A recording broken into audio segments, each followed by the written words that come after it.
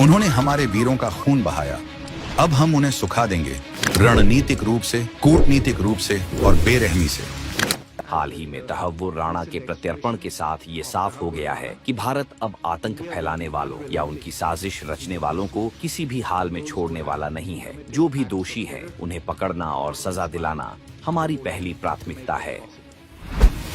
मोदी सरकार ने ऐतिहासिक कदम उठाते हुए सिंधु जल संधि को निलंबित कर दिया है। वो संधि जो दशकों से भारत और पाकिस्तान के बीच नदी जल के बंटवारे को नियंत्रित करती थी।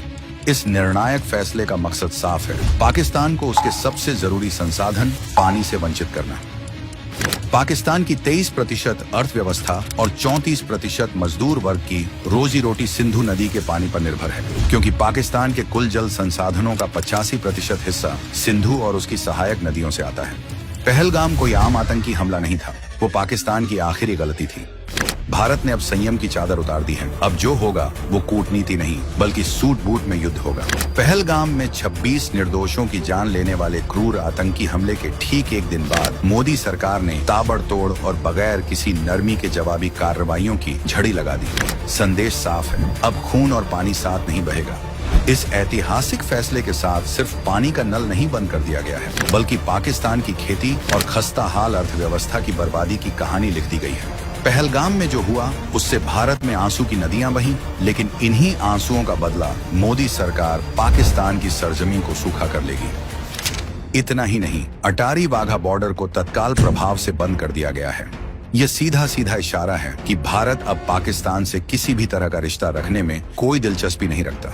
पाकिस्तानी नागरिकों को भारत छोड़ने के लिए 48 घंटे का अल्टीमेटम दिया गया है और पाकिस्तानी राजनयिकों, जिनमें सैन्य सलाहकार भी शामिल हैं, को इस महीने के अंत तक देश से निकलने का आदेश दिया गया है।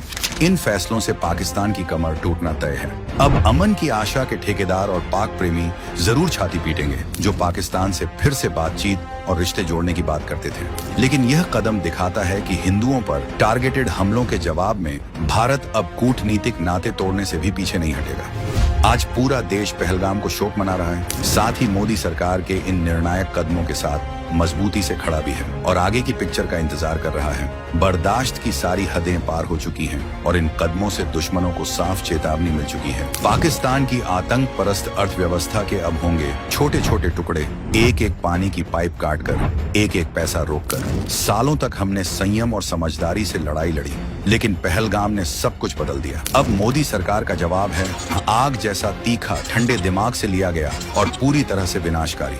भारत अब चुपचाप नहीं रोएगा, हम रणनीति से जवाब देंगे, मोमबत्तियों से नहीं। पाकिस्तान ने कांटों वाला बिस्तर खुद तैयार किया है, अब मोदी का नया भारत उन्हें उसी पर लहूलुहान करेगा।